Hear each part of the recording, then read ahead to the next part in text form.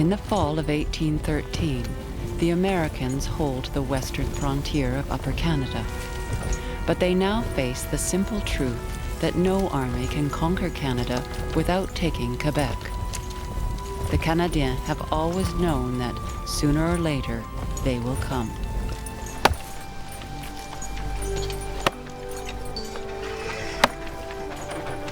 It is an improbable army that digs in the defenses on the banks of the Chateauguay River to face the invaders. French Canadians standing shoulder to shoulder with the British. Louis Guy and David Johnson. Michael O'Sullivan and Joseph-Marie Lontin. Daly and Brugière.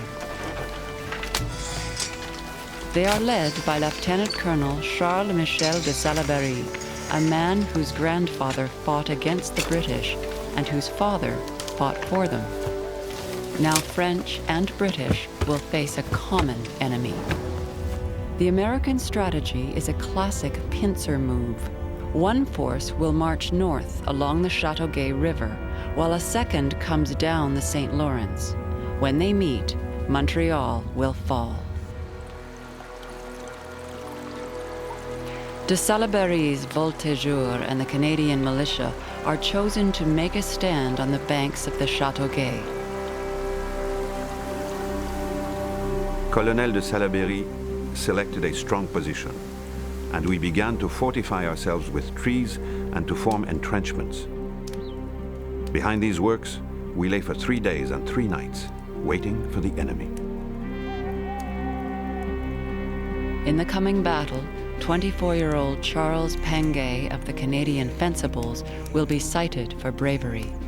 He and Charles Michel de Salaberry know they will be vastly outnumbered, and if they fail, Lower Canada will be lost.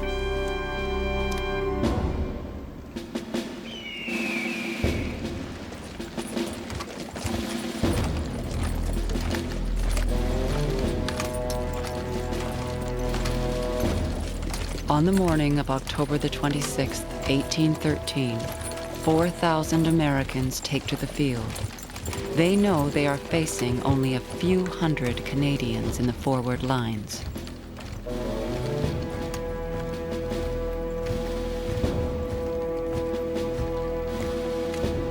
Legend has it, an American officer came forward to demand their surrender, and de Salaberry himself answered with a musket ball.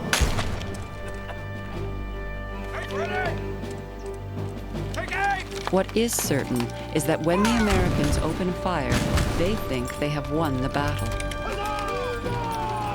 Cheers ring out from their army, but when the smoke clears, Charles Pangay and the other Canadians have stood their ground. All of our men fired from 35 to 40 rounds, so well aimed that the prisoners told us the next day that every shot seemed to pass at the height of a man's breast or head. It is over in a few hours.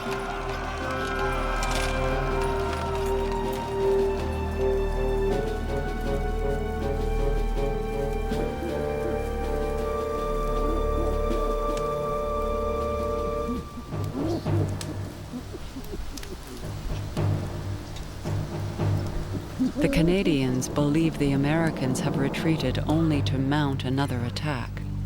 And so, for 8 more days, Pangay and the others lie behind their barricades in the cold and wet and wait. We suffered so much from foul weather that some of our men fell sick every day. I now know that a man can endure without dying more pain and hell than a dog. There are many things that I could tell you more easily than I can write them, but you will be convinced by this affair that Canadians know how to fight. Charles Pangay dies a few months later. The Americans never do get to Montreal.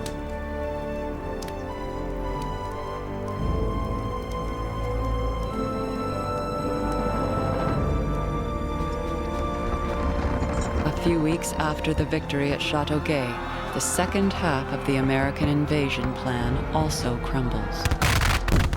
On November 11th, in the fields of John Chrysler's farm, a greatly outnumbered force of British regulars and Canadian militia drives the invaders back. For the second time in less than 40 years, the Americans have tried to conquer Lower Canada and failed.